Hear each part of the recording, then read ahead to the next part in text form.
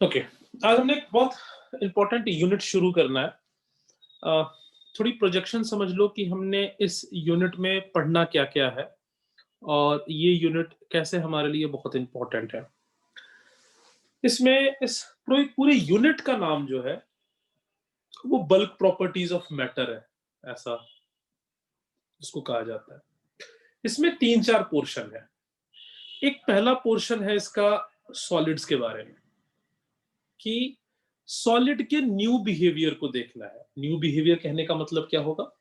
हम यहाँ पे सॉलिड के कुछ इलास्टिक बिहेवियर के बारे में देखेंगे और सीखेंगे। और ये मॉडर्न इंजीनियरिंग के लिए ये पूरा का पूरा यूनिट बहुत इंपॉर्टेंट है कि सॉलिड के इलास्टिक बिहेवियर को यूज करके कैसी बड़ी बड़ी बिल्डिंग्स को कंस्ट्रक्ट किया जाता है। सॉलिड के इस बिहेवियर को यूज करके किस तरीके से बड़े बड़े ब्रिजेस को कंस्ट्रक्ट किया जाता है। ठीक है, बहुत सारे जो अपने नॉन मेडिकल का स्टूडेंट है जो आर्किटेक्ट में अपनी आगे करियर को बनाना चाहता है, वहां पे तुम्हें यहाँ पे सॉलिड्स के इस नए बिहेवियर के बारे में सीखने के लिए यहाँ पे मिलेगा। ठीक, एक तो ये बात होगी। दूसरी बात, इसी चैप्टर में हमने क्या पढ़ना है, और फिर हम फ्लूइड्स के बारे में पढ़ेंगे।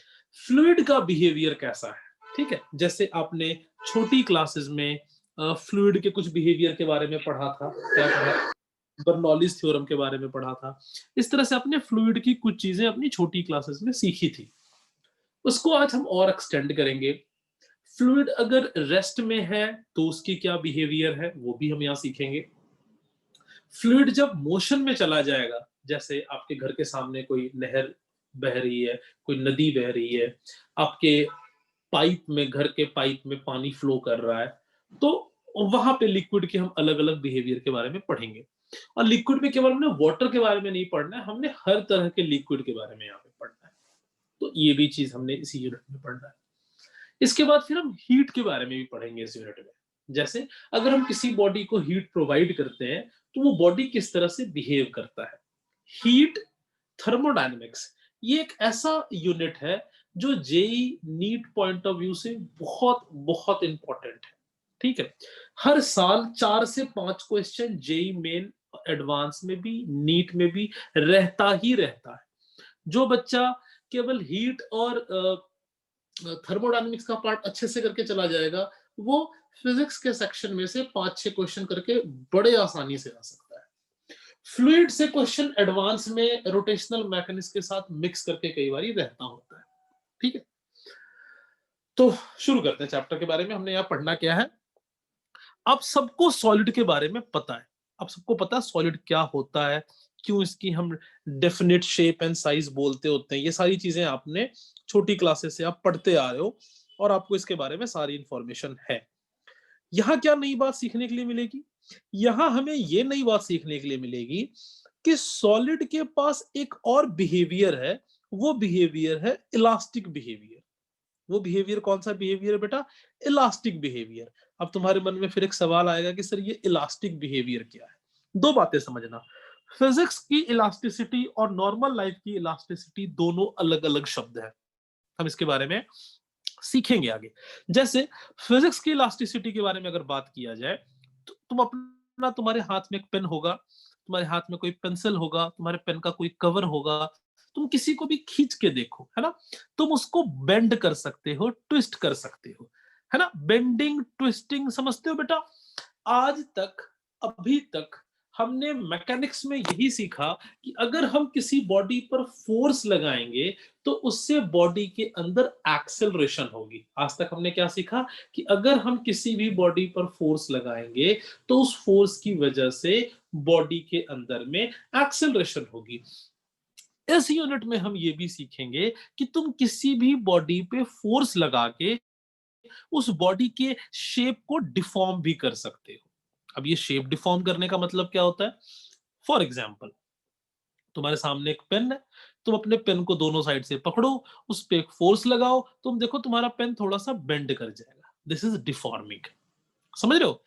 फॉर एग्जाम्पल तुम रबड़ ले लो, रबड़ बालों में लगाने वाला रबड़, या कई बार तो अपने नोटबुक पे भी रबड़ बंडलिंग के लिए यूज करते हो, उस रबड़ को ले लो। आप देखो उस रबड़ को पकड़ के स्ट्रेच आउट करोगे तो रबड़ पहले बड़ा होता है, फिर वापस अपनी पोजीशन को गेन करता है। इस चीज को भी हम इलास्टिसिटी कहते होते हैं। तुमने कई जगह पे मेटल की शीट देखी होगी कि मेटल की किसी शीट को लेके तुम ऐसे ट्विस्ट एंड टर्न करने की कोशिश करो। तो सॉलिड के पास एक बहुत अच्छा एक नया बिहेवियर है। उस बिहेवियर को हम कहते हैं the elastic behaviour of solid, है ना। And this is the mechanical property of solid, and this elastic behaviour is very important for all engineering designs and also for constructing bridges, automobiles, ropeway, etc. जैसे आप सबने सुना होगा Mumbai Worli ceiling के बारे में। जिसने कभी नहीं सुना है वो गूगल कर सकता है। बहुत ही अच्छा, मुंबई से वर्ली के बीच में सीलिंग बनाया हुआ है और उसमें कोई भी पिलर नहीं है। आप इसके रियलिस्टिक अप्रोच के बारे में, चैप्टर के बारे में जरूर समझो। तो उसमें कोई भी पिलर नहीं है। या बहुत पहले, ये तो मॉडर्न है सीलिंग, बहुत अच्छा बना हुआ। बहुत पहले आप सबने, किसी कोई गया होगा तो देखा भी होगा या सुना होगा कि कोलकाता से हुगली के बीच में एक ब्रिज है, हुगली ब्रिज कहते हैं उसको, जो पूरा का पूरा हैंगिंग ब्रिज है। ऐसे ब्रिजेस की कंस्ट्रक्शन, ऐसे मास्टरपीस की कंस्ट्रक्शन बिना सॉलिड के इलास्टिक बिहेवियर की प्रॉपर इंफॉर्मेशन के हम नहीं कर सकते। एक और आपको एग्जांपल देता हूं। आप सबने देखा होगा, आप जो चेयर यूज करते हो अपने घर में या फिर मतलब कहने का मतलब है आप इंस्टीट्यूट में बैठने के लिए जो बेंच या चेयर यूज करते हो, आप सब देखना उसके अंदर हॉलो रॉड बना हुआ होता है, कभी वो सॉलिड नहीं होता। इसका एक रीजन होता है कि जितना भी हॉलो रॉड होता है वो ज्यादा इलास्टिक होता है ना। आपके पास अगर कोई लोहे की कुर्सी होगी तो उसके आप देखोगे, उसके जो आर्म बने हुए होंगे हाथ रखने के लिए, या नीचे जो उसके लेग्स बने होंगे, वो हॉलो होगा, वो कभी भी सॉलिड नहीं होगा। ठीक है। तो इन बिहेवियर्स को हम यूज करते हैं और इन बिहेवियर को यूज करके हम अलग अलग तरह की मास्टरपीस को तैयार किया जाता है। ठीक है। So in solid we will study about the, यहां पे हमने सबसे पहले क्या पढ़ना है, the elastic behaviour of solid. Elastic behaviour of solid. और इस इलास्टिक बिहेवियर ऑफ सॉलिड से हमें क्या फायदा होता है? तो इस इलास्टिक बिहेवियर ऑफ सॉलिड की वजह से plays a vital role in engineering, ठीक है ना, डिजाइन एंड कंस्ट्रक्शन। तो सॉलिड के इस इलास्टिक बिहेवियर को हम अपने इंजीनियरिंग में भी यूज करेंगे, अपनी डिजाइनिंग में भी यूज करेंगे, हम अपनी कंस्ट्रक्शन में भी यूज करेंगे। तो शुरू करते हैं इसमें। सबसे पहले क्या है, what is the elastic behaviour of solid?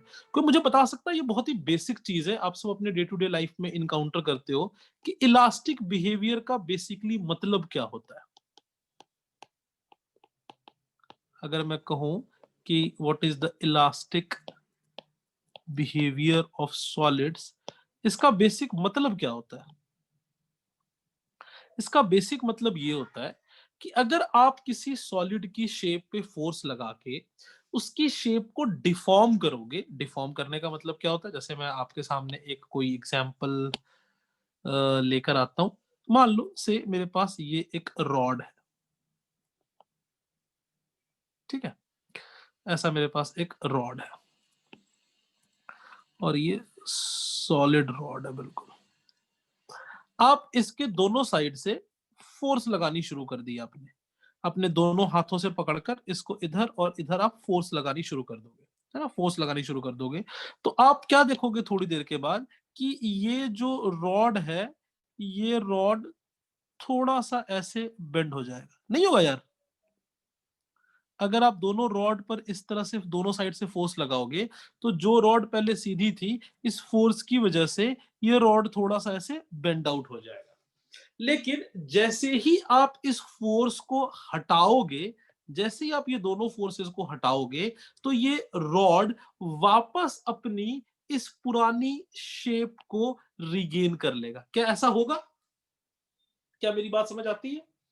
जैसे आपके पेन का कवर होगा, आप पेन के कवर के एक साइड को पकड़ के खींच दो, देखो वो बेंड हो जाएगा, उसके अंदर बेंडिंग आ जाएगी। और जैसे ही तुम आप उसको छोड़ोगे, आप देखोगे उसने वापस अपनी शेप रिगेन कर ली।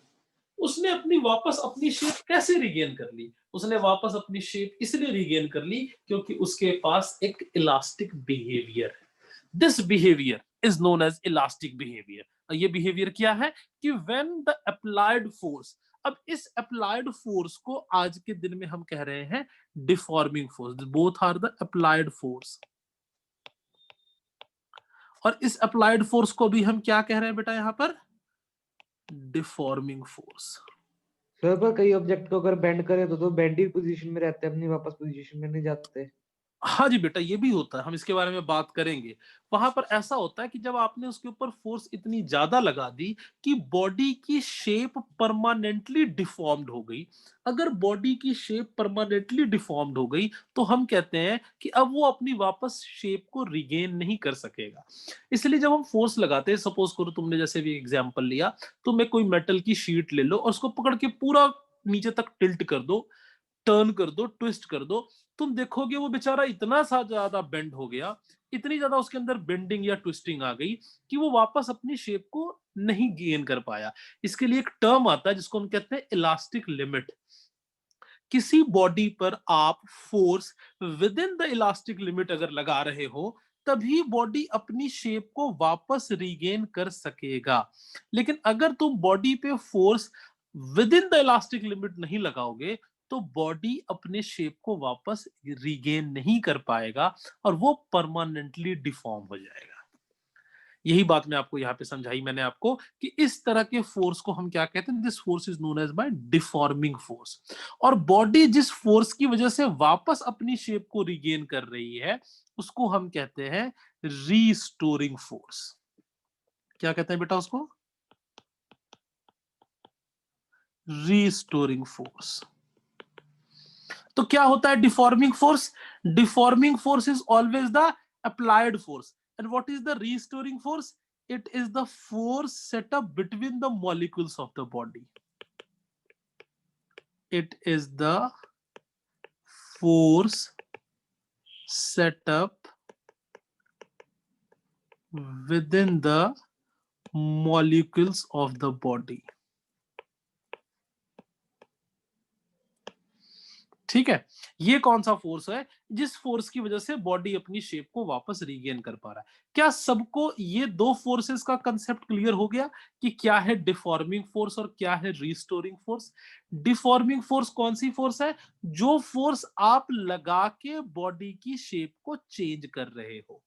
और रीस्टोरिंग फोर्स क्या है? जब आपने डिफॉर्मिंग फोर्स लगानी बंद कर दी और अगर बॉडी ने वापस अपनी शेप को रिगेन किया या वो रिगेन करने की कोशिश कर रहा है, तो जो बॉडी के मॉलिक्यूल्स के बीच में एक फोर्स सेटअप होगा, उस फोर्स को हम रीस्टोरिंग फोर्स कहेंगे। हमने ये रीस्टोरिंग फोर्स का कंसेप्ट स्प्रिंग फोर्स में भी सीखा था। हमने वहां देखा था कि जब तुमने बाहर से किसी फोर्स को लगा के किसी स्प्रिंग को स्ट्रेच आउट किया तो स्प्रिंग के मॉलिक्यूल्स के बीच में एक अट्रैक्टिव फोर्स लगनी शुरू हो गई। स्प्रिंग का मॉलिक्यूल्स चाह रहा था कि वो वापस अपने ओरिजिनल पोजीशन को गेन करे एक्सक्यूज मी। और ऐसा करने के लिए उसने अपने बीच में एक फोर्स सेटअप किया और उसको हम रिस्टोरिंग फोर्स कहेंगे। क्या पूरी तरह से बात क्लियर है बेटा? किसी को कोई भी डाउट हो तो यहां तक पहले पूछ सकते हो। सर जिन केसेस में टूट जाता है उसमें क्या होता है? उसमें हम with in the elastic limit पे फोर्स नहीं लगा रहे बेटा, हम इलास्टिक लिमिट से बाहर जाके फोर्स लगा रहे हैं। और अगर हम कभी भी इलास्टिक लिमिट से बाहर चले जाएंगे बेटा तो बॉडी अपनी शेप को परमानेंटली गेन भी नहीं कर सकेगा। और वहां पे इसके बारे में उन्हें पढ़ना है। और वहां पर हो सकता है कि आपने जो फोर्स लगाई है वो फोर्स इतनी स्ट्रांग हो गई कि मॉलिक्यूल्स आपस में एक दूसरे को पकड़ के खींच के इंटैक्ट करके नहीं रख सका और वहां पे ब्रेकेज हो गई। Okay sir. ठीक है, इस पूरे मॉडल को समझने के लिए एनसीईआरटी ने एक बड़ा अच्छा एग्जाम्पल दिया है। आप उस एग्जाम्पल की हेल्प से, एक्चुअली ऐसा नहीं होता है, उसने एक एग्जाम्पल दिया है। एनसीईआरटी ने कहा कि आप ऐसा समझ लो कि जितने भी एटम और मॉलिक्यूल्स हैं उनके बीच में क्या लगती है बेटा? एटम और मॉलिक्यूल्स के बीच में कौन सी फोर्स लगती है? Intermolecular force. Intermolecular force. उसने बोला कि ये इंटरमॉलिक्यूलर फोर्स को आप एक ऐसा मान लो कि दो मॉलिक्यूल्स के बीच में लगने वाला कोई स्प्रिंग फोर्स की तरह है। जैसे फॉर एग्जांपल मैं कोई एक सॉलिड का स्ट्रक्चर बनाता हूँ, एक 3D स्ट्रक्चर बनाने की कोशिश करता हूँ, इकट्ठा बना देता हूँ तो शेप अच्छी आ जाएगी। ये मान लो एक शेप ले लिया और मैंने ये एक शेप ले लिया, ठीक है। ऐसा कोई एक 3D का हमने शेप ले लिया, इसको यहां से यहां ज्वाइन कर दिया, इसको यहां से यहां ज्वाइन कर दिया, और इसको यहां से यहां, और इसको यहां से यहां। मान लो ये कोई आपने सॉलिड सॉलिड चैप्टर पढ़ा आपने केमिस्ट्री में? ये मान लो मॉलिक्यूल्स है, चलो नहीं पढ़ा छोड़ो, फिजिक्स की बात करते हैं। तो ये मान लेते हैं अलग अलग मॉलिक्यूल्स है। ये जो मैंने ब्लैक से डॉट्स बनाए हैं ये सारे क्या है बेटा? मॉलिक्यूल्स हैं। तो आपके समझने के लिए आप इसको इस तरीके से समझ सकते हो कि जितने भी मॉलिक्यूल्स हैं वो बेसिकली आपस में किसी एक स्प्रिंग की हेल्प से आपस में अटैच्ड है। मैं इन सबको हटा रहा हूं ये आपके समझने के लिए, और ये सब आपस में एक स्प्रिंग की हेल्प से अटैच। क्या ऐसा एक्चुअली में भी है जैसा मैं कह रहा हूं? क्या हर एक मॉलिक्यूल एक दूसरे के साथ स्प्रिंग के साथ अटैच है? No sir. फिर हम ये क्यों कह रहे हैं, ये बात हम क्यों कर रहे हैं? अपनी समझ को डेवलप करने के लिए, चीजों को थोड़ा इजीली समझने के लिए। हम ऐसा मान के अगर मॉलिक्यूल्स की स्टडी करेंगे तो हमें समझने में थोड़ी आसानी होगी। ऐसा कोई समझ नहीं ले कि अच्छा हर मॉलिक्यूल एक दूसरे के साथ स्प्रिंग से लगा हुआ है और सर ने पढ़ाया था, ऐसा नहीं है। हमने एक मॉडल सेटअप किया जिससे इंटरमॉलिक्यूलर फोर्सेस को पढ़ने समझने में थोड़ी आसानी हो जाएगी। अब तुम समझ ही चुके हो, मैं बाकी डिजाइन ड्रॉ कर रहा हूं। इस केस में अगर तुम किसी भी मॉलिक्यूल को स्ट्रेच करना चाहोगे तो वो मॉलिक्यूल क्या बाकी मॉलिक्यूल्स के साथ जुड़ा हुआ है? क्या एक मॉलिक्यूल बाकी मॉलिक्यूल्स के साथ जुड़ा हुआ है, अटैच है, या बिल्कुल फ्री है? सर अटैच अटैच्ड है। और उस अटैचमेंट के लिए जो उनके बीच में फोर्स है, उनके बीच में एक स्प्रिंग, अगर हम ऐसा मान लें कि उनके बीच में एक स्प्रिंग लगा हुआ हो, तो अगर तुम किसी मॉलिक्यूल को खींच के लेके जाना चाहोगे यहां से दूर, तो क्या वो स्प्रिंग उसको तुम्हें ले जाने के लिए अलाउ करेगा या तुम्हारे ले जाने में थोड़ी दिक्कत पैदा करेगा?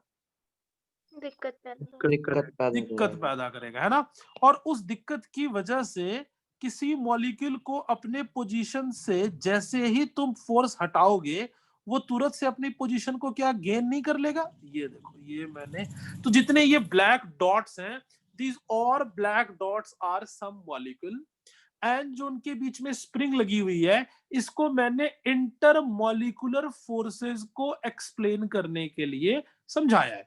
तुम हर एक ब्लैक डॉट को एक बॉल मान सकते हो, और हर एक बॉल किसी एटम या मॉलिक्यूल को रिप्रेजेंट कर रहा है, और एक एटम या एक मॉलिक्यूल के दो एटम्स, सॉरी, एक एटम दूसरे एटम के ऊपर इंटरमॉलिक्यूलर फोर्स लगाता है। आप सबने ये पढ़ रखा है। उस इंटरमॉलिक्यूलर फोर्स को समझने के लिए मैंने हर एक बॉल के बीच में स्प्रिंग लगा दी। अगर आप इसमें से किसी भी एक बॉल को यहां से खींच के लेके जाना चाहोगे तो क्या नीचे लगा हुआ स्प्रिंग आपको ऐसा करने देगा बेटा? No sir. वो आपको ऐसा करने नहीं देगा।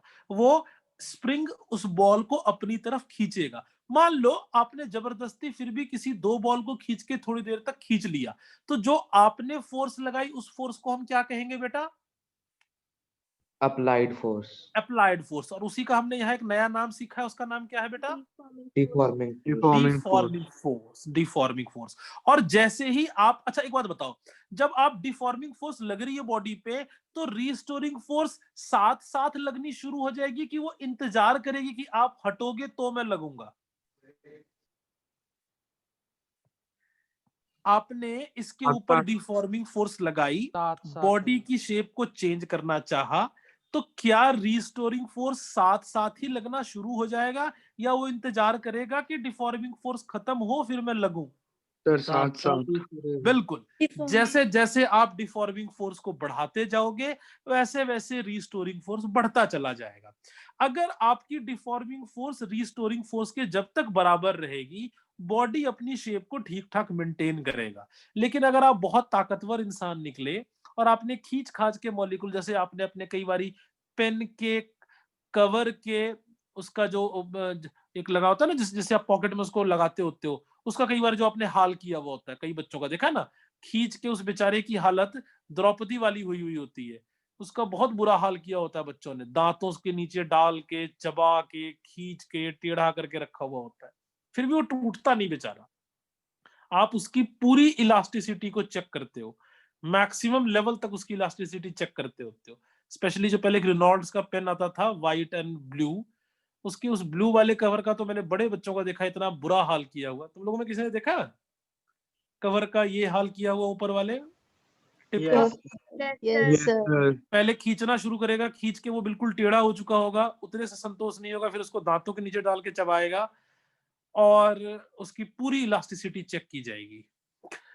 फिर भी वो बेचारा टूट नहीं रहा क्योंकि उनके बीच में इंटरमोलिकुलर फोर्सेस बहुत स्ट्रांग है।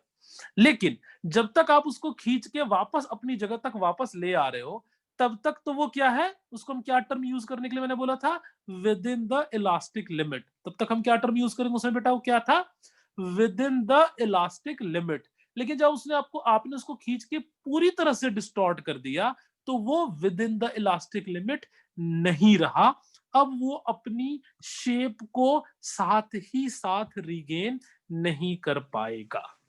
सर मेटल की इलास्टिसिटी ज्यादा होगी कि प्लास्टिक की?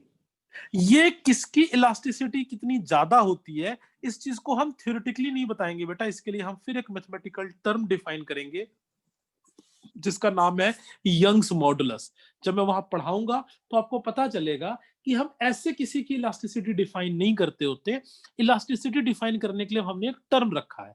जैसे अगर मैं बोलूं कि मेरा वजन 150 किलो है, तो 150 किलो सुन के तुम्हारे मन में मेरे बारे में क्या ख्याल आएगा, मैं पतला आदमी हूं कि मैं मोटा आदमी हूं? ऑब्वियसली मोटा आदमी, ठीक है। और अगर मैं बोलूं कि मेरा वजन 40 किलो है, 40 किलो है या 50 किलो है, तो तुमको देख के मेरे बारे में कोई हवा हवाई टाइप विचार आएगा कि कोई दुबला पतला सा मरा सा इंसान होगा, ठीक है। सिमिलरली यंग्स मॉडुलस की भी एक वैल्यू है। आपको इतना इसके बारे में, वेट के बारे में किसी छोटे बच्चे को नहीं पता होता, पर आप बड़े हो गए तो आपको समझ में आता है कि 150 किलो का आदमी हाथी होगा और 40-50 किलो का आदमी बिल्कुल मरा हुआ होगा। सिमिलरली यंग्स मॉडुलस का एक टेबल है। यंग्स मॉडुलस की जिसकी वैल्यू जितनी ज्यादा होती है उसकी इलास्टिसिटी इतनी ही ज्यादा होती है। हम इलास्टिसिटी, अब सपोज करो आपने एक ब्रिज बनाना है, जैसे यहाँ पे अपने क्लास में एक दो बच्चा है, सुहानी है कि चली गई मुझे पता नहीं, सुहानी है बेटा, जा चुकी है। उसके बाद एक भवजल है, एक आर्यन है। ये लोग आर्किटेक्ट बनना चाहता है। सपोज करो इन लोगों को कल के दिन में एक बहुत अच्छा ब्रिज बनाने का ऑफर मिल गया कहीं पर एम्स्टरडेम में, एक बहुत सुंदर सा ब्रिज बनाओ स्टील का, या एक अच्छा सा कोई ब्रिज बनाओ और मेटालिक ब्रिज बनाओ। तो मेटल की ब्रिज तो अब कैसे चेक करेगा, वो हर मेटल को दबा के तो देखेगा नहीं, है ना। तो हम उसको चेक करते हैं, हम उसको मैथमेटिकली चेक करते हैं कि भाई कौन कितना इलास्टिक है। क्योंकि जब तो आप किसी ब्रिज को बनाते हो तो ब्रिज बनाते समय आपको यह भी ध्यान रखना पड़ता है कि वो विंड की स्पीड को भी टॉलरेट करेगा। कॉन्टिन्यूसली विंड की स्पीड उसके साथ स्ट्राइक कर रही है। आपको बनाते समय यह भी देखना है कि पीक आवर में, पीक आवर का मतलब जिसमें ज्यादा रश होता है, उस समय उस ब्रिज के ऊपर कितना लोड होगा। और अगर मैं किसी मेटल का ब्रिज बना रहा हूं तो वो उतना लोड को झेल सकता है या नहीं झेल सकता है। आपने कई बार देखा है कोई ब्रिज अगर पुरानी हो जाए या टूट जाए, ठीक है, तो उसके ऊपर लिखा जाता है कि भाई यहां से भारी ट्रक ना गुजरे। देखा ना? Yes, sir. थोड़े दिन पहले अपने लुधियाना में भी हो गया था, वो जो उधर अपना बन रहा था एक ब्रिज, कई सालों से बन रहा था, जगरांव पुल के पास जगरांव जो ब्रिज बन रहा था, देखो अब उसमें एक साइड तोड़ दिया था। तो ऐसे ही हर जब कोई आर्किटेक्ट किसी ब्रिज को डिजाइन करता है तो उसकी एज लिख देता है कि भाई ये ब्रिज अच्छे से काम इतने सालों तक कर सकता है, 50 साल, 100 साल, 200 साल। वो आर्किटेक्ट उस एज को साथ ही साथ डिफाइन करता है। वो डिफाइन सोच के तो करता नहीं होगा कि हाँ ब्रिज देखने में सुंदर लग रहा है, चल 100 साल चल जाएगा, नहीं, है ना। एक मैथमेटिकल कैलकुलेशन होती है कि रोज इसके ऊपर से इतना ट्रैफिक निकलेगा, इतना ट्रैफिक निकल सकता है तो इसके ऊपर इतना लोड होगा, तो ये इतने दिनों तक सेफली काम कर सकता है due to its elastic behaviour. तो इन सारी चीजों को हम मैथमेटिकली डिफाइन करेंगे बेटा। ठीक है, तो यहाँ पे छोटी छोटी बातें मैं मेंशन कर देता हूं कि ये एक क्या है, ये मैंने क्या बनाया है, ये एक microscopic view of a solid body. This is the microscopic, spelling ठीक लिखी है, view Yes, of sir. A solid structure. और क्या ये microscopic view as it is है कि इसके अंदर हमने थोड़ी सी अपनी इंप्रोवाइजेशन की हुई है, थोड़ी इंप्रोवाइजेशन की हुई है ना, वहां पे सिंपल फोर्स होगा और हमने फोर्सेस को स्प्रिंग की हेल्प से दिखा दिया है। ठीक है, बात समझ आ रही है? इसको हम क्या कह सकते हैं कि it can be considered as a spring ball system, है ना, this is a spring ball system and the solid is similar to this। अब ये स्प्रिंग कितनी इलास्टिक होगी ये अलग अलग सॉलिड के ऊपर डिपेंड करेगा। जैसे अगर ये रबड़ का बना हुआ होगा, एक मिनट में खत्म कर लेता हूं फिर पूछना, अगर ये रबड़ का बना हुआ होगा तो इसके सॉलिड का बिहेवियर कुछ और होगा, अगर ये स्टील का बना हुआ होगा तो कुछ और होगा, लोहे का बना हुआ होगा तो कुछ और होगा। समझे? क्या इतनी बात पूरी तरह से क्लियर है मेरी? कोई डाउट है यहां तक? Yes sir. हाँ जी बोलो।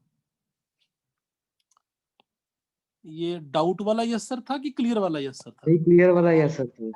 अच्छा अच्छा ठीक है, ये बढ़िया। तो बेसिकली अब इलास्टिसिटी की डेफिनेशन क्या होती है ये लिख लेते हैं कि व्हाट एग्जैक्टली इलास्टिसिटी इज। आता नहीं कभी डेफिनेशन, बट पढ़ने समय में तो पता होना चाहिए इलास्टिसिटी होती क्या है। तो it is the property of a material, the property of a material body,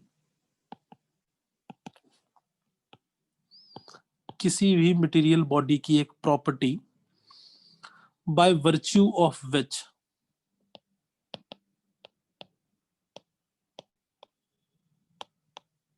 by virtue of which it regain its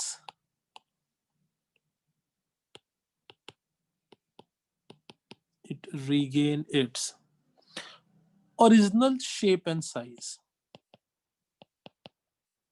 original shape and size।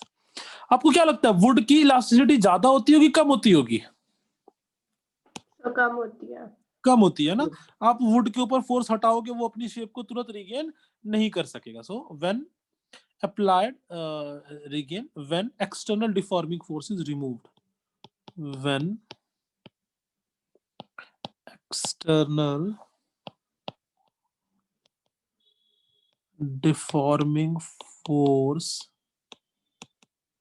is being removed।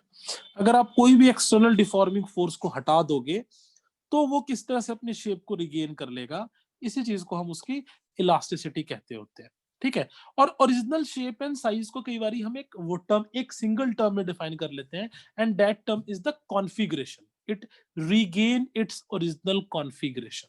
ठीक है, अच्छा बॉडी को हमने दो तरीके से डिफाइन किया हुआ है, एक है परफेक्टली इलास्टिक बॉडी और एक है परफेक्टली प्लास्टिक बॉडी। इसके पहले मैं आपको एक और टर्म डिफाइन कर देता हूं, that is plasticity, elasticity and plasticity. Plasticity की कई बार डेफिनेशन आ जाती होती है, नाम सुन के ही गेस कर सकते हो कि आप क्या होता होगा प्लास्टिसिटी, कि ये अपने ओरिजिनल कॉन्फ़िगरेशन को, ओरिजिनल शेप एंड साइज को रिगेन नहीं कर पाता है ना। So the property of the material body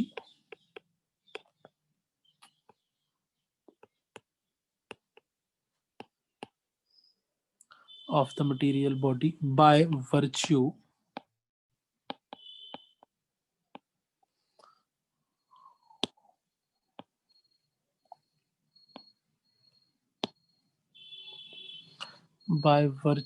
of which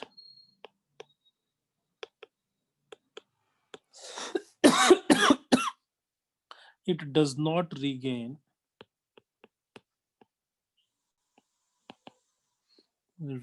its original configuration।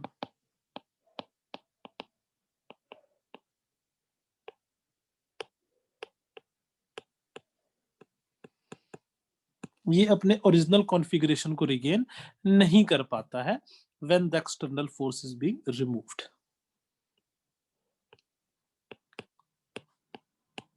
When the external force is being removed. I hope कि आप सबको चैप्टर समझ में भी आ रहा होगा और आप इसकी प्रॉपर फीलिंग भी ले पा रहे होंगे कि हम कहाँ जा रहे हैं चैप्टर में, क्या पढ़ना है, क्या मोटिव है हमारे चैप्टर में पढ़ने का। होपफुली मुझे लगता है आप ये भी बात समझ पा रहे होंगे इस समय। सर 1 मिनट ऊपर करना। हाँ जी। अब इसके आगे की बात कि एक होता है परफेक्टली इलास्टिक बॉडी और एक होता है perfectly plastic body. Perfectly elastic मतलब very close to the perfectness, और परफेक्टली प्लास्टिक का मतलब भी same similarly very close to the perfectness. So next is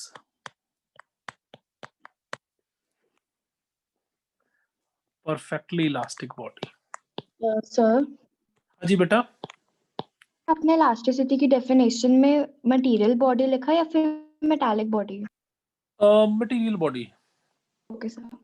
the property of a material body, metallic नहीं। मेटालिक कहना जरूरी नहीं है ना। So a body which regains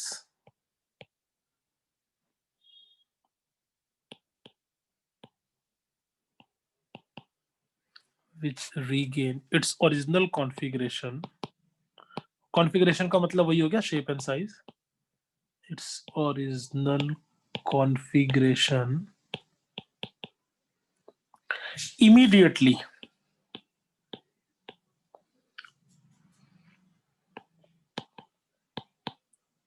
and completely, तुरंत और पूरा पूरा, after the removal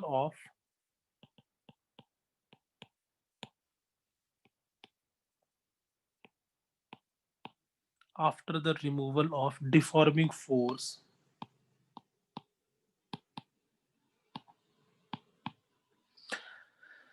is called perfectly elastic body. इसकी डेफिनेशन याद कर लेना, कई बार स्कूल में 1 मार्क्स में आता होता है, स्कूल में ही आएगा बेटा ये सब चीजें। is called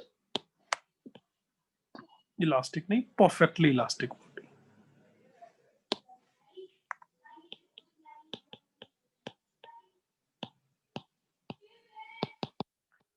is called perfectly elastic body. इसका एग्जाम्पल बहुत बार स्कूल एग्जाम में पूछा जाता है, इसको जरा ध्यान से लिख लेना, मैं एग्जाम्पल को रेड पेन से मेंशन भी कर दे रहा हूं। ये परफेक्टली इलास्टिक बॉडी है जिसमें एक क्वार्ट्ज पार्टिकल है, क्वार्ट्ज पार्टिकल का नाम आपने पहले कभी सुन रखा होगा, and phosphorus bronze.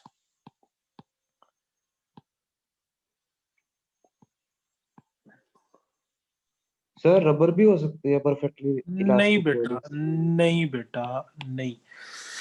Physics point of view से इलास्टिसिटी और डे टू डे इलास्टिसिटी दोनों अलग अलग बातें होती है, मैं करूंगा इस बारे में डिस्कस, ठीक है। So quartz particle and phosphorus bronze are the perfectly elastic body, ठीक है। ये कंप्लीटली और बहुत जल्दी अपनी शेप को रिगेन कर लेता होता है, ठीक। Next is the definition of perfectly plastic body. आप जिस तरीके से सोच रहे हो उस तरह से हर एक आदमी सोच रहा होता है, but being a science student हमारे सोचने का पैरामीटर थोड़ा अलग होगा, और वो साइंटिफिक फॉर्मूलाज और कंसेप्ट पे डिपेंड करेगा। जब हम चैप्टर में थोड़ा और आगे जाएंगे तो आपकी ये डाउट्स भी क्लियर हो जाएगा। नाउ इसकी डेफिनेशन क्या होगी? Body which does not regain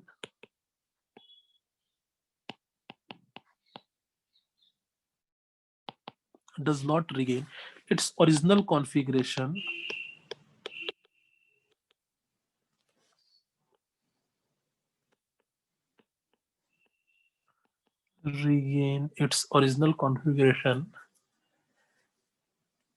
at all on the removal of the deforming force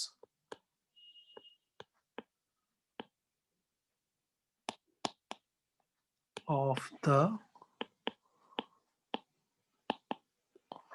deforming force हटाने के बाद इसकी साथ ही साथ ये अपनी शेप को रिगेन नहीं करेगा। ठीक है, कुछ ना कुछ स्मॉल डिफॉर्मेशन हो सकता है, रहेगी बट नहीं रहेगी।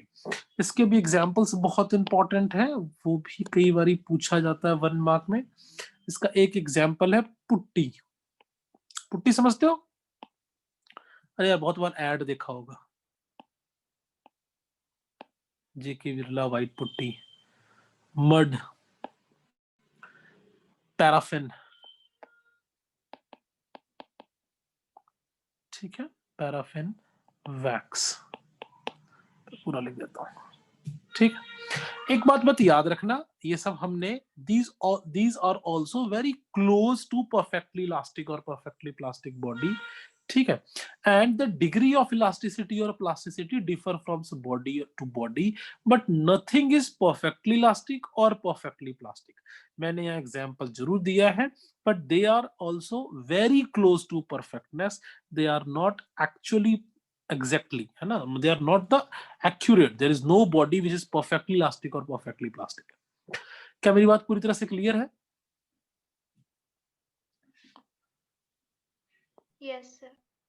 चलो, इसके साथ अब हम एक न्यू टर्म सीखेंगे आज के लिए, जहां थोड़ा ये मैथमेटिकल अप्रोच पे चैप्टर जाना शुरू हो जाएगा, और उस टर्म का नाम बड़ा अच्छा है, आपको पसंद आएगा।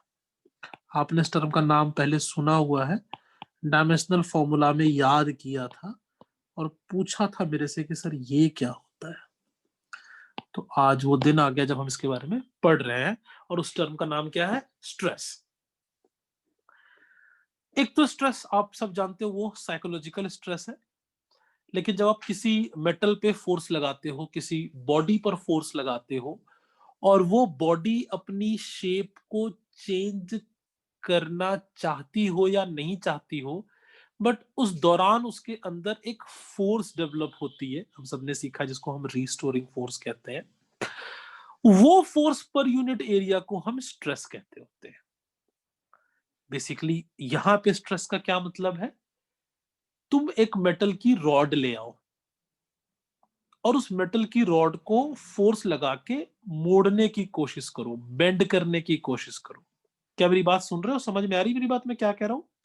आप एक मेटल की रॉड ले आओ और उस मेटल की रॉड पे फोर्स लगा के उसको बेंड करने की कोशिश करो। जो वो मेटल की रॉड के अंदर के मॉलिक्यूल्स हैं, वो क्या कह रहे होंगे कि तुम मेरे को इजीली बेंड कर लो, या फिर वो तुमको बेंड करने से थोड़े से ऑपोजिशन ऑफर कर रहा होगा। ऑपोजिशन। ठीक है, और वो किसकी वजह से होगा? वो मॉलिक्यूल्स के बीच में लग रही रीस्टोरिंग फोर्सेस की वजह से होगा, है ना। और अगर किसी एक नॉर्मल पोजीशन पे बात करें, जब डिफॉर्मिंग फोर्स और रीस्टोरिंग फोर्स दोनों आपस में इक्वल होगा, तो stress is basically restoring force per unit area. मैं इसकी प्रॉपर डेफिनेशन आपको पहले बताता हूं, या प्रॉपर इसकी एक्सप्लेनेशन आपको लिखा देता हूं। When a deforming force is applied, इस चैप्टर से थोड़ी सी थ्योरी भी आपको मिलनी शुरू हो जाएगी। Deforming force is being applied,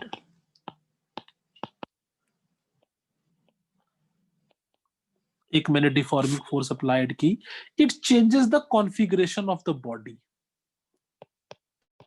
ये तो बात मानते हो? It changes the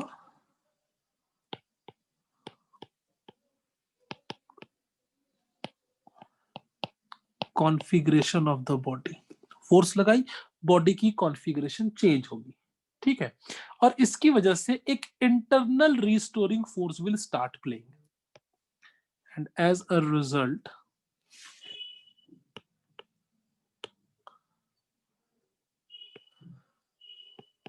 a internal restoring force and internal restoring force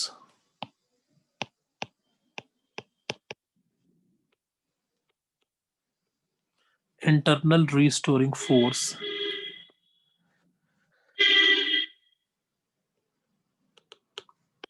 will start acting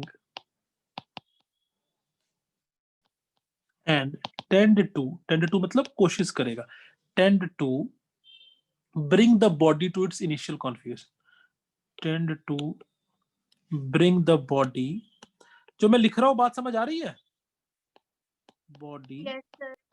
to its initial configuration. तो जो अंदर में एक रिस्टोरिंग फोर्स लगनी शुरू हुई, वो कोशिश करेगा कि बॉडी को अपने ओरिजिनल पोजीशन पे लेकर आया जाए। ये जो एक रिस्टोरिंग फोर्स बॉडी में सेटअप हुई है, ठीक है, उस restoring force per unit area को हम स्ट्रेस कहेंगे। तो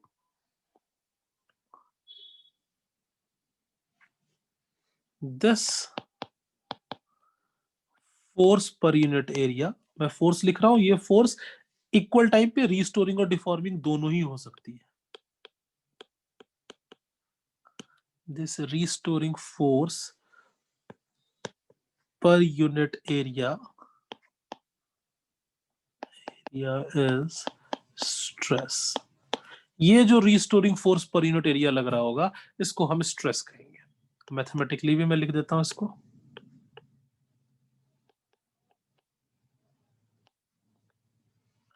mathematically stress is equal to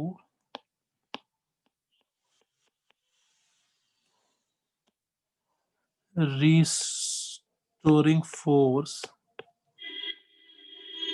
upon area। ठीक है, स्ट्रेस का फॉर्मूला क्या हो जाएगा? Restoring force upon area. बोलो बेटा, समझ में आ गई मेरी बात पूरी तरह से? Yes, sir. और एक छोटी सी बात इसमें याद रखना, मैं यहाँ पे उसको मेंशन कर दे रहा हूं। क्या होगा कि अगर कोई परमानेंट चेंज बॉडी में नहीं आया है, अगर बॉडी ने अपनी शेप को वापस रिगेन कर लिया होगा, तो उस केस में रिस्टोरिंग फोर्स और एक्सटर्नल डिफॉर्मिंग फोर्स दोनों एक दूसरे के इक्वल होगा, है ना? If there is no permanent deformation, यार तुमने जितना फोर्स लगा के उसको टेढ़े करने की कोशिश की, बॉडी के मॉलिक्यूल से उतनी फोर्स लगा के उसको बराबर कर लिया।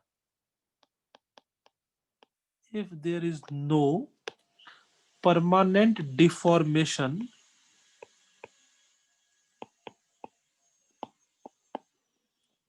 then restoring force is equal to restoring force is equal to external deforming force।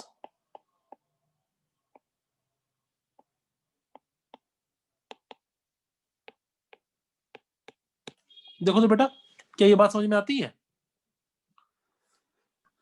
तो अगर परमानेंट शेप में डिफॉर्म नहीं हुआ है, और अगर मैं उसको कह दूं स्ट्रेस को कि रिस्टोरिंग फोर्स अपॉन एरिया या फिर डिफॉर्मिंग फोर्स अपॉन एरिया, तो कोई फर्क नहीं पड़ता, दोनों बात ठीक होगी। Yes, sir. ठीक है, अब छोटी छोटी और बातें कर ले यार। इसका यूनिट क्या लगता है आपको, बताओ? तो एक बात तो साफ साफ दिख रहा है, स्ट्रेस इज इक्वल टू, चाहे रिस्टोरिंग हो चाहे डिफॉर्मिंग हो, है तो ये फोर्स अपॉन एरिया ही, और फोर्स का यूनिट होता है न्यूटन, और एरिया का यूनिट होता है मीटर स्क्वायर, तो इसका यूनिट हो जाएगा न्यूटन पर मीटर स्क्वायर। बोलो, क्या मेरी बात ठीक है बिल्कुल? Yes, sir. अरे हाँ ना बोलो यार। अच्छा, न्यूटन पर मीटर स्क्वायर को देख के ना मुझे किसी की याद आती है, तुमको किसी की याद आती है? प्रेशर। ये किसने बोला? अनमोल। अनमोल। अनमोल। प्रेशर, ये तुमने अच्छी बात बोली, ये बोल के फंसोगे भी, और सब लोग मेरे इसकी बात वाली बात को बड़े ध्यान से सुनोगे। तो स्ट्रेस का एक यूनिट क्या हो गया? अगर इसकी एसआई यूनिट की बात करें, तो इसके एसआई यूनिट एक हो गया न्यूटन पर मीटर स्क्वायर, या फिर प्रेशर का दूसरा यूनिट क्या होता है बेटा? पास्कल। पास्कल। अच्छा, प्रेशर होता क्या? प्रेशर जरा कोई डिफाइन कर दो, मैं जिससे सर पूछूंगा वो करेगा। Perpendicular force. एक मैं जिससे पूछूंगा वो डिफाइन करेगा। या चलो डिफाइन कर दो, कोई भी डिफाइन कर दो, थोड़ा बहुत और ही मैं कुछ कई लोगों से पूछ लेता हूँ। अर्षित बता दो, भूमि बताओ, फलक, गुरवेज, कि प्रेशर क्या होता है? What is pressure? Force upon area, basically pressure, what is pressure? Force upon area.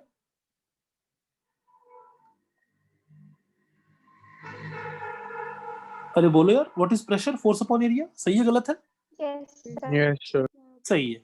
तो अगर अपने पास बेटा प्रेशर डिफाइंड था, जो कि ऑलरेडी जिसका फॉर्मूला फोर्स अपॉन एरिया होता है, यहां भी मैंने कोई नई बहुत तोप जैसी चीज नहीं लिखी है, रीस्टोरिंग फोर्स अपॉन एरिया ही लिखा है, कोई बहुत नई बात नहीं लिखी है। तो अगर अपने पास एक टर्म प्रेशर पहले से डिफाइंड था, तो फिर हमने स्ट्रेस टर्म को क्यों डिफाइन किया? मैथमेटिकली तुमको स्ट्रेस टर्म में और प्रेशर टर्म में क्या डिफरेंस दिखता है? अगर कोई डिफरेंस नहीं है तो फिर हमने डिफाइन क्यों किया, और अगर डिफरेंस है तो फिर क्या डिफरेंस तुम्हें दिखता है? ये सवाल तुमसे है, तुम लोग मेरे को बताओगे सवाल का जवाब। हर कोई सोचो इसके बारे में। मैंने स्ट्रेस बता दिया तुम्हें क्या होता है, ठीक है, ये मैंने स्ट्रेस की कहानी सारी सुना दी। अब जब मैंने स्ट्रेस के डायमेंशनल फॉर्मूला को या ऐसा यूनिट को निकालना चाहा, तो वहां एक सा चीज निकल के सामने आई कि फोर्स अपॉन एरिया है।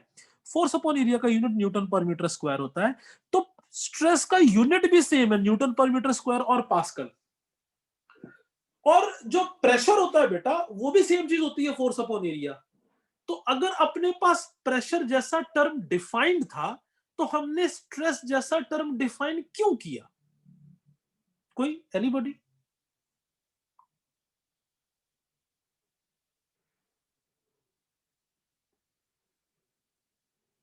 अरे बोलो यार कोई। सर प्रेशर से डिफॉर्मेशन नहीं होती। प्रेशर से क्यों नहीं डिफॉर्मेशन होती है? क्या बात कर रहे हो यार? ऊपर जाओ हाई प्रेशर पे, पूरी बॉडी डिफॉर्म हो जाएगी। अगर इस समय एटमॉस्फेरिक प्रेशर खत्म हो जाए हमारे आसपास से, तो हमारे पूरे वेन से ब्लड ना, जैसे होली के दिन पिचकारी से रंग बाहर आता है ना, वैसे पूरी बॉडी से भी ब्लड बाहर आ जाएगा, साथ ही साथ सर डिफॉर्म हो जाएगा। हाँ जी। सर प्रेशर सिस्टम पे लग रहा है और स्ट्रेस सिस्टम से लग रहा है। या कोई सिस्टम पे लगने और लगने की बात नहीं। तुम एक गुब्बारे के अंदर में हवा भर दो, हवा जो है वो गुब्बारे के चारों तरफ प्रेशर लगा रहा है, ये गुब्बारा उसके अंदर प्रेशर लगा रहा है, और बाहर का जो एटमॉस्फेरिक प्रेशर है वो गुब्बारे के ऊपर भी प्रेशर लगा रहा है। मैं एक बार फिर से बोल देता हूँ, एक ही बात मैंने 2 बार बोल दी। एक गुब्बारा समझते हो ना यार, बलून इंग्लिश में जिसको कहते होते हैं, तो उसको तुम फूंक मारो, फुला दो, बलून फुल जाता होता है। तुमने जो बलून को फुलाया, बेसिकली तुमने क्या किया? साइंस के स्टूडेंट की तरह बात करो तो हमने क्या किया भाई साहब? हमने एक प्रेशर दिया उसके अंदर में, और हमारे आस चारों तरफ एटमॉस्फेरिक प्रेशर है, तो वो तो बलून पे ऑलरेडी एक्ट कर रहा है। So you have also applied the pressure on the system, as well as the atmospheric pressure is already applying a pressure on the system, so there is no difference of the force applied by the system or on the system. तो क्योंकि pressure की वजह से develop होता है शायद। तो ठीक है, प्रेशर है अपनी जगह पर, मैं उससे इनकार कर नहीं रहा, बहुत बढ़िया है। फिर प्रेशर तो था ही ना भाई साहब, प्रेशर था तो फिर स्ट्रेस की जरूरत क्यों है? मेरा सवाल ये है, मेरा सवाल, प्रेशर के ऊपर कोई मैं प्रश्न चिन्ह खड़ा नहीं कर रहा, मुझे प्रेशर से कोई आपत्ति नहीं है, प्रेशर बहुत बढ़िया है, पूरी इज्जत प्रेशर को। स्ट्रेस एक नया आदमी आया, स्ट्रेस को भी पूरी इज्जत दे दी, बाद में पता चला दोनों बंदा सेम है। अगर तो सेम नहीं है तो कैसे नहीं है, और अगर है तो फिर डिफाइन नया, क्या ये प्रेशर का ही दूसरा नाम है? सर प्रेशर से परपेंडिकुलर फोर्स के लिए होता है। ओके, प्रेशर परपेंडिकुलर फोर्स के लिए होगा। इस बात को थोड़ा और आप एलोबरेट करके मुझे समझा सकते हो, इसका मतलब क्या है? मैं देखो, हम फिजिक्स पढ़ते हैं और उसको प्रैक्टिकल लाइफ में अप्लाई करते हैं। अभी तक मैं जिन्हें आपको जो कुछ भी पढ़ाया है, प्रैक्टिकल लाइफ से रिलेट किया है। आपने जो बात बोली, क्या आप मुझे उसको थोड़ा समझा सकते हो, जिससे मैं समझूं कि जो आप कहना चाहते हो वो कितनी सही और कितनी गलत बात है?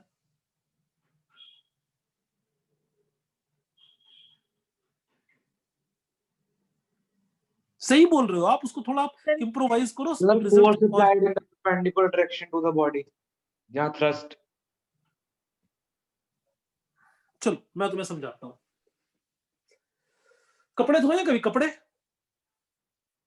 स्ट्रेस इंटरनली डेवलप होता है और प्रेशर एक्सटर्नली। नहीं बेटा, ऐसा कुछ भी नहीं है, दोनों इंटरनली एक्सटर्नली डेवलप हो सकता है, ऐसा कुछ भी नहीं। डिफरेंस एक ही चीज का है, जो सबसे पहले मनभव ने थोड़ा सा बोला था, लेकिन बाद में जब मैंने क्वेश्चंस पूछा तो थोड़ा अपने स्टेटमेंट की क्लैरिटी नहीं होने की वजह से उसने नहीं एक्सप्लेन किया। सेम चीज सुखलीन ने भी की, उसने स्टेटमेंट में बोला बट उसकी वो क्लैरिटी हमारे सामने पेश नहीं कर सकी वो। मैं आपको इसकी क्लैरिटी देता हूं पूरी तरह से। कपड़े धोए हैं, जो मैंने पूछा उसका जवाब दो। देखे हैं सर कपड़े तो। कपड़े धोते देखे हैं, चलो। तो कपड़े धोने के बाद निचोड़ते हुए कभी देखा है? निचोड़ना समझते हो वर्ड, यस सर। है ना? निचोड़ना क्या करते हैं भाई, वो निकाल के कपड़े को दोनों हाथ से पकड़ के, एक हाथ को अगर तुम क्लॉकवाइज ट्विस्ट करो तो दूसरे हाथ को एंटी क्लॉकवाइज ट्विस्ट करते हो। क्या ऐसा तुमने कभी अपने किसी दोस्त के हाथों के साथ भी किया हुआ है? कई बारी लोग लड़ाई करते समय या करते होते कि चलो उसका हाथ पकड़ के थोड़ा सा घुमा दिया, जिसको यस हम सर। हिंदी का एक शब्द यूज करते हैं, मरोड़ना। दिस वर्ड इज कॉल्ड मरोड़ना। और अगर वो कपड़े के साथ किया जा रहा हो तो उसको हम कहते हैं निचोड़ना। समझते हो? निचोड़ना, निचोड़ते देखा कभी कपड़े को? अगर चाहे आपने वॉशिंग मशीन से सीधे उसके अंदर उसको ड्राई नहीं किया हुआ हो, जमाना ही बदल गया यार अब तो नहीं तो तुम अगर कपड़ा ऐसे निकालो या अपने अभी अपने रुमाल को पानी के अंदर डाल के निकालो और तुम्हें उसके अंदर के सारे पानी को निकालना हो तो आप उसको निचोड़ोगे। और निचोड़ना कैसे किया जाता है यार? एक साइड पे कपड़े के पकड़ोगे, दूसरी साइड पे पकड़ोगे, क्या दोनों हैंड्स की मूवमेंट सेम डायरेक्शन में होगी या एक एक तरफ होगी और दूसरी दूसरी की तरफ होगी? ऑपोजिट होगी तो। ऑपोजिट होगी, है ना? ऑपोजिट होगी, है ना? तो भी हम उसको कहेंगे निचोड़ना। अच्छा, यहां पे भी स्ट्रेस लग रहा है। आप अपने हैंड को एक साथ से पकड़ के ऐसे घुमा सकते हो ना? घुमा सकते हो अपने हाथ को पकड़ के, देखो घुमा। जब बैठे होते हैं सामने तो दिखा देता हाथ पकड़ के घुमा के कि किस तरह से हाथ को भी हम निचोड़ सकते थे, हाथ को हम घुमा सकते थे, बेंडिंग कर सकते थे। बेंडिंग एक अलग चीज है, इसको जो हम इंग्लिश में टर्म यूज करते हैं इसके लिए, हम यूज करते हैं टर्म ट्विस्टिंग। क्या तुम बेंडिंग और ट्विस्टिंग का फर्क समझते हो? मैंने हिंदी के सारे शब्द यूज कर लिए, अब इंग्लिश के भी दो शब्द यूज कर रहा हूं। एक टर्म है बेंडिंग और एक टर्म है ट्विस्टिंग। क्या आप बेंडिंग और ट्विस्टिंग के बीच के डिफरेंस को समझते हो? यस किसी रॉड को Yes, पकड़ के sir. ऐसे सीधे घुमा देना बेंडिंग है, और रॉड के दोनों साइड को पकड़ के उसको ऐसे ट्विस्ट करना, दिस इज ट्विस्टिंग। अपने एक हैंड को एंटी क्लॉकवाइज दूसरे क्लॉकवाइज घुमा के ऐसे घुमाना, दिस इज ट्विस्टिंग। ये ठीक उसी तरह से है जैसे कपड़े को निचोड़ा जाता है। अब सवाल क्या है, कहां प्रेशर से डिफरेंस क्रिएट हुआ उसके बारे में बात करता हूं। जो ये स्ट्रेस है ये बेंडिंग और ट्विस्टिंग दोनों में लगता होता है। ये जो स्ट्रेस है ये तोड़ने, मरोड़ने, निचोड़ने सब में लगता होता है। लेकिन जो प्रेशर है वो प्रेशर कभी भी ट्विस्टिंग में नहीं लगता। जो प्रेशर है वो कभी भी तोड़ने में लग सकता लेकिन मरोड़ने में और निचोड़ने में नहीं लगेगा। आप सबने प्रेशर के डेफिनेशन में एक वर्ड यूज किया था, दो लोगों ने यूज किया था, मनभव ने और बाद में शफनीत ने, कि it will act perpendicular to the body. क्या आपने ये शब्द यूज किया था, it will act perpendicular to the body? Pressure sir. किसी भी बॉडी पर हमेशा परपेंडिकुलरली ही लग सकता है। अगर फोर्स परपेंडिकुलर लग रहा है, अपॉन एरिया से डिवाइड किया गया है, तो उस स्टेज पर उस टाइम पे स्ट्रेस और प्रेशर दोनों सेम बातें हैं। अगर बॉडी पे लगने वाली फोर्स परपेंडिकुलर इन नेचर है, अगर बॉडी पे लगने वाली फोर्स कैसी है बेटा, परपेंडिकुलर इन नेचर है, तो उस टाइम पे स्ट्रेस और प्रेशर सेम चीज है। लेकिन अगर आप किसी कपड़े को निचोड़ रहे हो, आप किसी रॉड की ट्विस्टिंग कर रहे हो, तो वहां स्ट्रेस तो लगेगा लेकिन वहां प्रेशर नहीं लगेगा, क्योंकि ड्यूरिंग ट्विस्टिंग जो फोर्स होती है वो फोर्स परपेंडिकुलर नहीं होती। नहीं होती है। ठीक है? क्या आपको ये डिफरेंस समझ में आ गया कि किस तरीके से स्ट्रेस प्रेशर से अलग है और किस तरह से स्ट्रेस प्रेशर सेम भी है? Yes sir. अगर किसी बॉडी पे, एक बार मैं और क्लियर कर देता हूं और हम यहीं पे आज की क्लास खत्म करेंगे। अगर किसी बॉडी पे लगने वाली फोर्स उसके परपेंडिकुलर लग रही होगी, तो उस इंस्टेंट पे बॉडी पे प्रेशर और स्ट्रेस दोनों सेम चीजें होंगी। लेकिन अगर आप किसी बॉडी को तोड़ मरोड़ रहे हो, अगर आप किसी बॉडी को ट्विस्ट कर रहे हो, तो वहां पे बॉडी पे केवल स्ट्रेस लगेगा, वहां पे बॉडी पे कभी भी प्रेशर प्रेशर नहीं लगेगा। क्या मेरी पूरी तरह से बात क्लियर है? स्ट्रेस की और टाइप्स के बारे में डिस्कशन हम लोग अपनी अगली क्लास में करेंगे। यहां तक आप लोग देख लो, होपफुली कोई डाउट नहीं होगा, अगर कुछ है तो आप पूछ सकते हो।